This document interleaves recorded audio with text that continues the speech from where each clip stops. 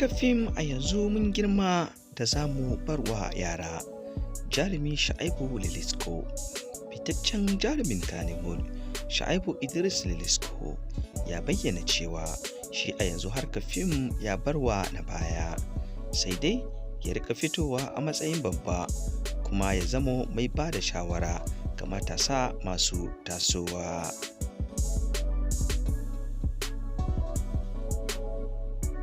Lilisco, wanda ƙwararre ne a wajen koyar da rawa kafin ya ƙara haskawa a fagen fitowa a matsayin jarumi, ya bayyana hakan ne a lokacin wata tattaunawa da mujallar fim ta yi da shi a matsayinsa na tsohon ɗan wasa da ya jima ana damawa da shi a cikin harkar.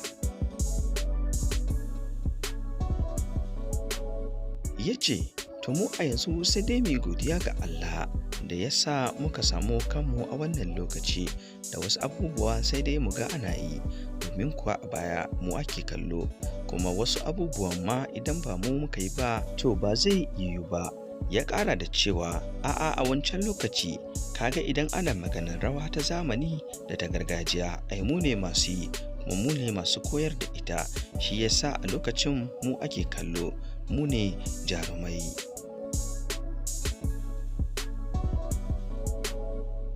Amma yanzu fa wasu ake yayi, su ne suke cin lokacinsu,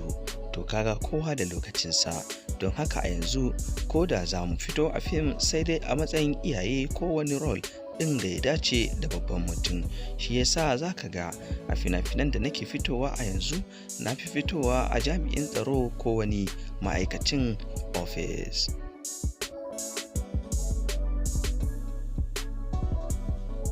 Dangane da yadda harkar fim ta kasance a yanzu kuwa wajen rashin tsari, jarumin ya ce ai duk wannan abin yawa ne ya jawo hakan, domin a wancan lokaci ba mu da yawa, sai kaga idan darakta biyu suna aiki to sun ɗebe jaruman masana'antar da shauran masu aikin, sai kaga babu kowa. Amma a yanzu idan darakta 20 suna aiki lokaci guda, idan za ka zo sai kaga kamar ma wasu ba su tafi aiki ba, to don haka an yi yawa ne, dole a samu rashin tsari, wannan kuma ya saka aka samu raunin shugabanci.